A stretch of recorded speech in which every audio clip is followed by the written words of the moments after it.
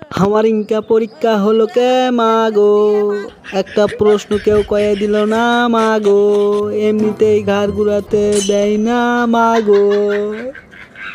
Johnny তোর পরীক্ষা শেষ হয়নি, তুই বেড়ে গেরে।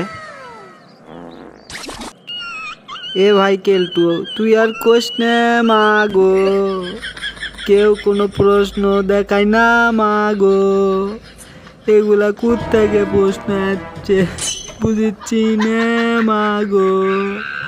আজ ইংলিশ ফার্স্ট পেপার পরীক্ষা হয়েছে মাগো, প্রশ্ন হামিকে আমার সারক দিলেও পাবি না মাগো।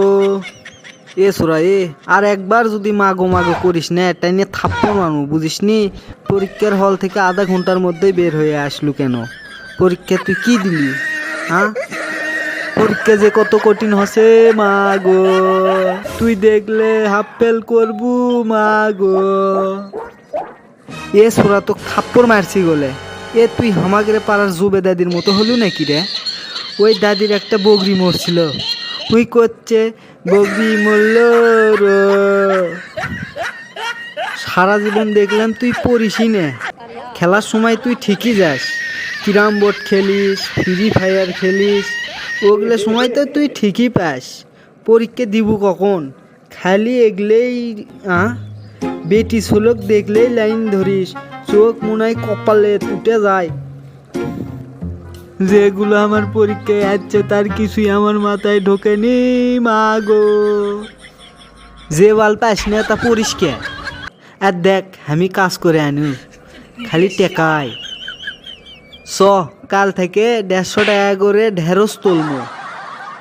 এ বে তা লয়, খালি ইংলিশ বুঝি না, তা আমাদের সব সাবজেক্ট ভালোই পাই, এই ইংলিশটাই না কম বুঝি হয় না।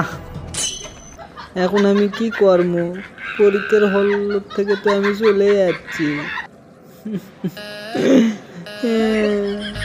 এই একনে বুদ্ধি করবেরই পারলু না, মিছেই পরীক্ষা দিতে দিতে মাথা ঘুরে পড়ে যাব। তারপর এসে স্যার যখন কবি এ চ্যাংরা তোর কি হসে, তুই চুপ করে থাকবি, একটাও আওয়াজ করবো না।